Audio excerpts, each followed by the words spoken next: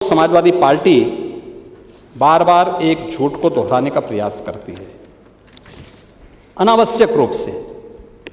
यानी जो मुद्दा नहीं था उसको जानबूझ करके मुद्दा बना करके और उसके माध्यम से जो चीज़ें प्रयास किया गया। मैं कहता हूं, क्या हर व्यक्ति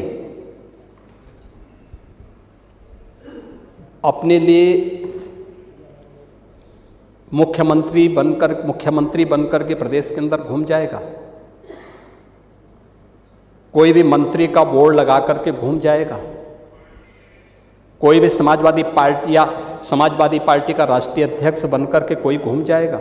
एक सिस्टम है, एक व्यवस्था है। भारत के सनातन धर्म की भी यही व्यवस्थाएं हैं। शंकराचार्य का पद भारत की सनातन धर्म में सर्वोच्च और सम्मानित पद माना जाता है, बहुत पवित्र माना जाता है। इस सदन की व्यवस्था आप देखते होंगे, परंपरा से और नियमों से संचालित होता है। माघ मेला है, मौनी अमावस्या के दिन 4.5 करोड़ श्रद्धालु आया है। सबके लिए एक व्यवस्था बनाई गई है और कानून तो सबके लिए बराबर होता है।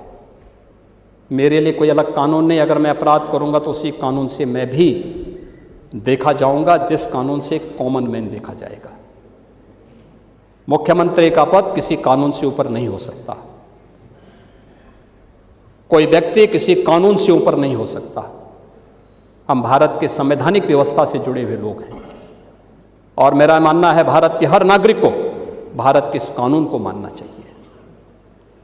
भारत के अंदर शंकराचार्य की पवित्र परंपरा, जगत गुरु शंकराचार्य ने देश के अंदर 4 कोनों में 4 पीठों की स्थापना की।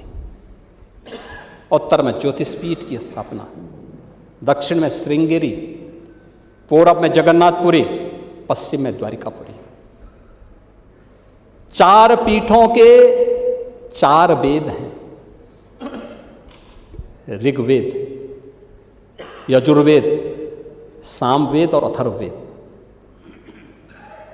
इन सब के अपने मंत्र हैं।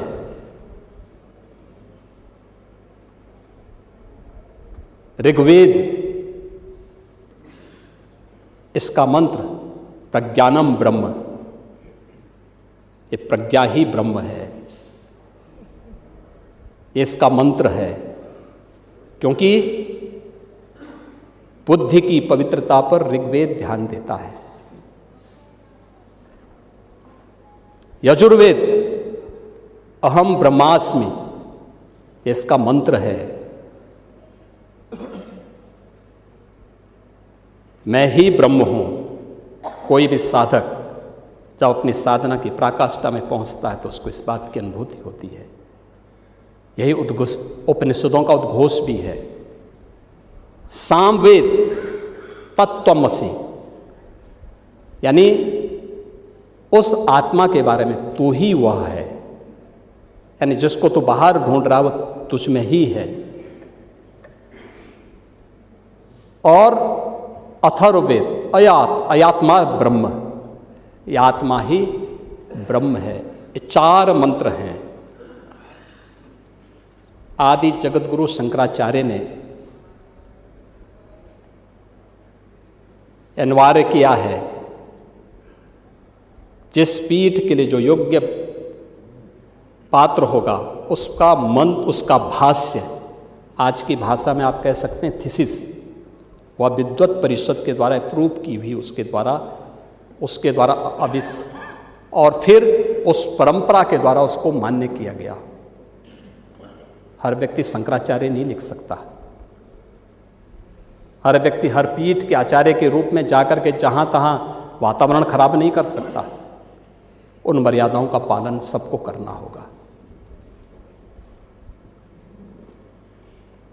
और अगर वो शंकराचार्य थे तो क्यों आप लोगों ने लाठीचार्ज किया था वाराणसी में? क्यों FIR लॉन्च किया था? आप नैतिकता की बात करते हैं। 4.5 करोड़ श्रद्धालु जहां पर आए हों, वहां पर